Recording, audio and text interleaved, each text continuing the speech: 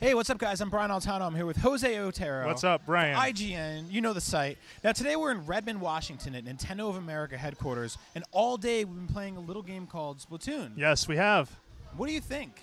Well, it depends on what you want to ask. Like, do you mean the game in general or what we played? Let's start from the top and work our way down. So, like every sort of Nintendo event, we get all of our information in small doses. So we got to play a bunch of stuff, starting with single player, which we got to play. I played 5 levels of it. I know you played a few. 4. Yeah, and so right off the bat, the early levels of Splatoon's campaign, like any sort of campaign, is about teaching you mechanics. So it's teaching you sort of the advantages of swimming, you know, in the ink, or of how to shoot, or when to throw grenades, paying attention to your ink meter. I feel like it's pretty functional, but what they do with each sort of section is like a suspended island in space. Yeah. And so you reach a destination, then they blast you off to another sort of pathway / a series of little islands. You were talking how it feels a little bit like Super Mario Galaxy. Yeah, it has a very Galaxy feel where sort of you reach a certain point and then they rocket you out and you head over to another place to then learn something else and try something cool. I'm actually, so we saw the first glimpses of single player a few months ago. Yeah. It was way after the E3 reveal, and I was actually really excited for it. And you mentioned something about how each area sort of leads you along a little bit.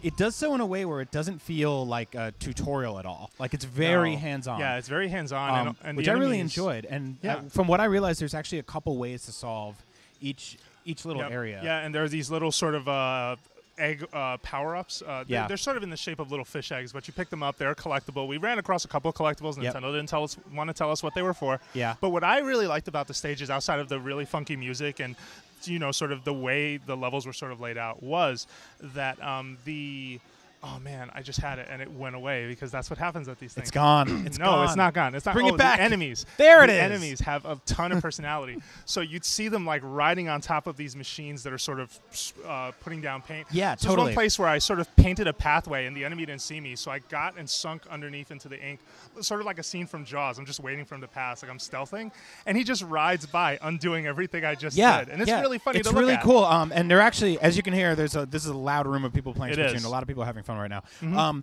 I really appreciated that because we haven't seen that in really anything so far. Yeah. To actually go hands-on with a lot of the enemy types. Yep. They're all very different. They're all very creative. So, ladies and gentlemen, those were our first impressions of the single-player side of Splatoon. Yep. We got to play it. We like it. We just want to see more.